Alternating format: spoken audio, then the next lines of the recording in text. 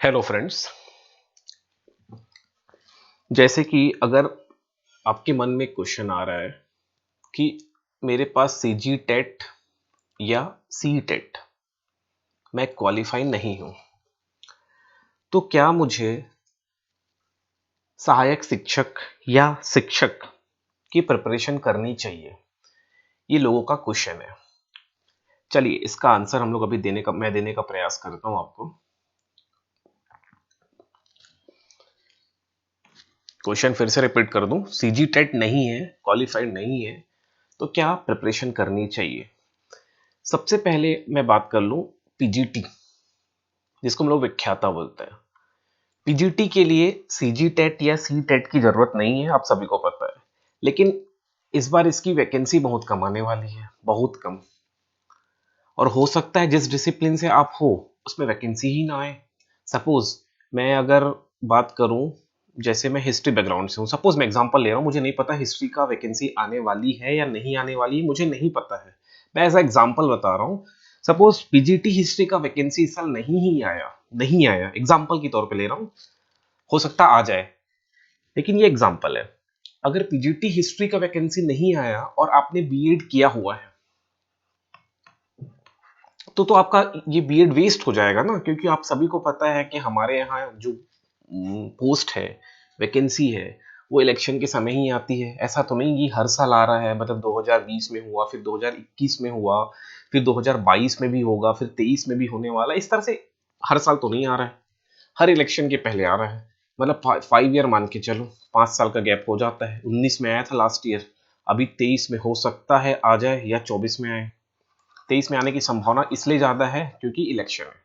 अब देखो 5 साल का गैप हो जा रहा है, तो आपने बीएड किया हुआ है और आप एग्जाम नहीं भी दे पाओगे, तो वेस्ट हो गया ना बीएड। जिस चीज के लिए आपने पढ़ाई किया है कि मुझे टीचर बनना है, उसके हिसाब से आपने बीएड किया। अब आप टीचर भर्ती परीक्षा दे ही नहीं पाओगे, तो मतलब क्या हुआ? चलिए वापस आता हूं। सीजी टेट नहीं है या फिर सी टेट नहीं है, हम क्वालिफाई नहीं है, और मान लो आपके जिस भी बैकग्राउंड से आप हो, जिस भी डिसिप्लिन से आप हो, और उसमें TG PGT post graduate teacher या व्याख्याता की वैकेंसी नहीं आई, तो क्या करें? सबसे इंपॉर्टेंट क्वेश्चन तो यही है कि अब क्या करें। तो मैं आपको एक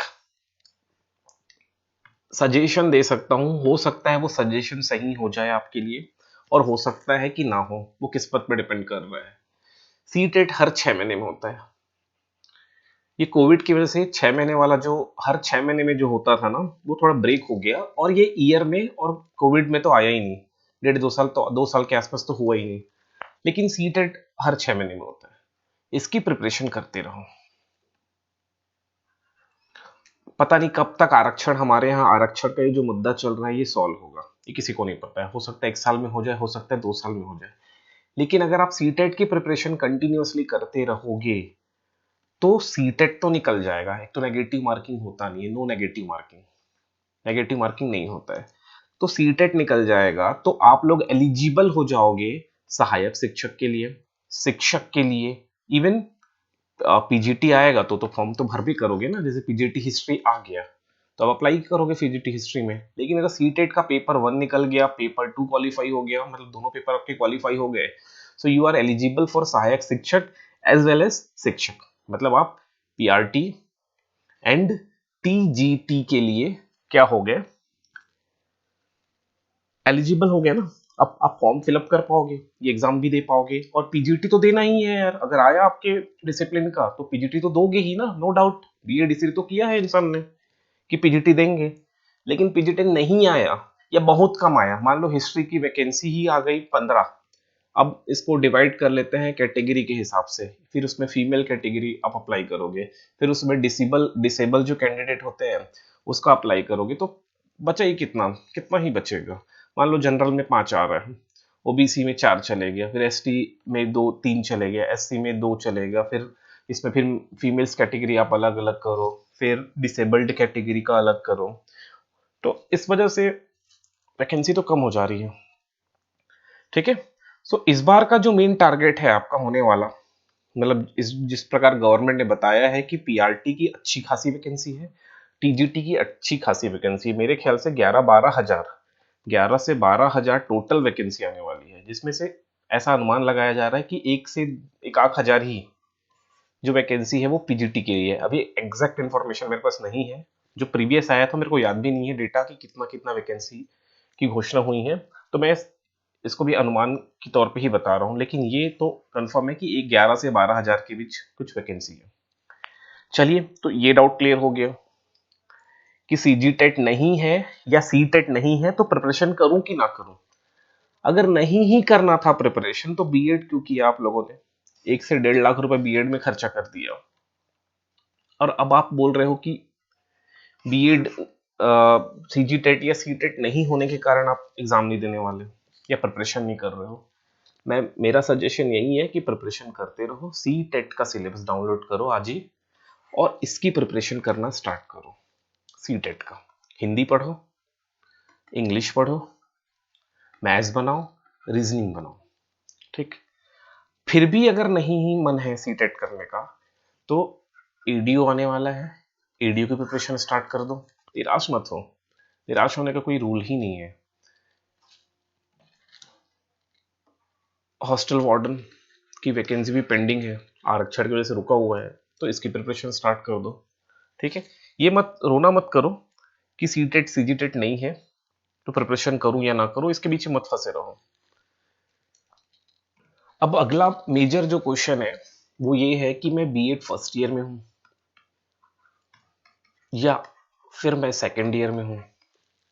फिर सेमेस्टर में भी बांट लेना कि फर्स्ट सेमेस्टर में हूँ, सेकेंड सेमेस्टर में हूँ, थर्ड सेमेस्टर में हूँ, फोर्थ सेमेस्टर में हूँ, ये सब क्वेश्चन है। अगर मैं इन चारों सेमेस्टर में से हूँ, किसी एक में हूँ, या फिर मैं फर्स्ट ईयर या सेकेंड ईयर में हूँ, तब मुझे क्या प्रिपरेशन करनी चाहिए, ये क्वेश्चन आ रहा है।